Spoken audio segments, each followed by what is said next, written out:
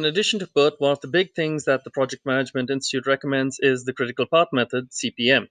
So you've seen diagrams like this before in this class. Some of you might have seen it in other classes. If you work in project management, you'll see this very often.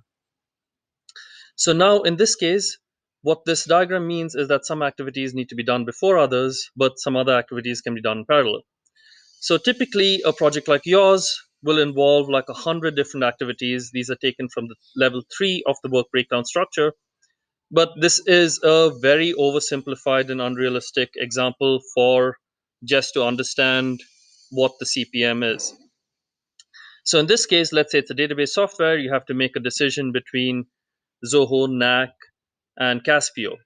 So that's the activity you do first, activity A, which is going to take you 38 days, and you can't start anything else until this activity is done, for example. So now once this is done, you get to point 2, you can do activities B and C in parallel.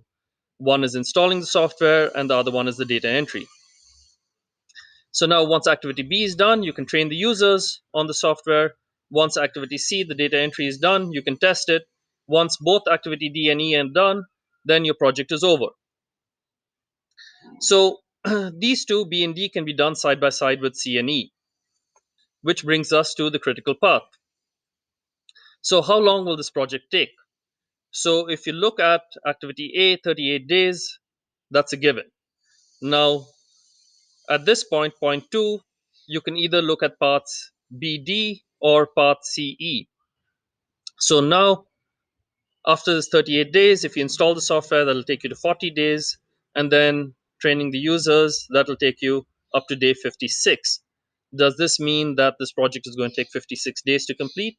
We'll have to look at the alternative path, C and E. So in this case, this path actually takes longer.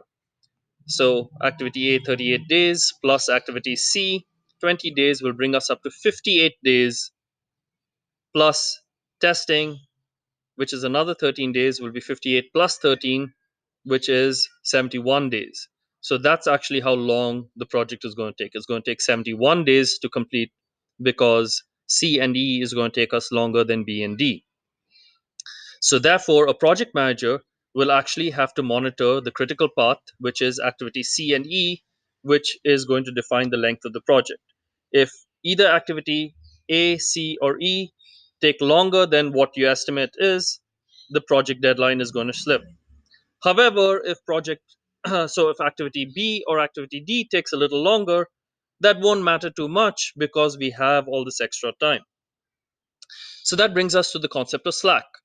So now we said activity C and E are going to take 20 days plus 13 days, which is 33 days. However, activity B and D only takes us 18 days. So which gives us a slack of 33 minus 18, which is 15 days.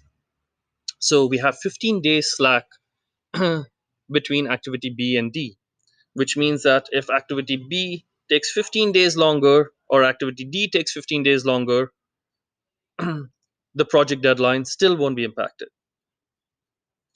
All right, so that's an example of a critical path. So a critical path is A, C, E. The slack is 15 days, which is divided between B and D.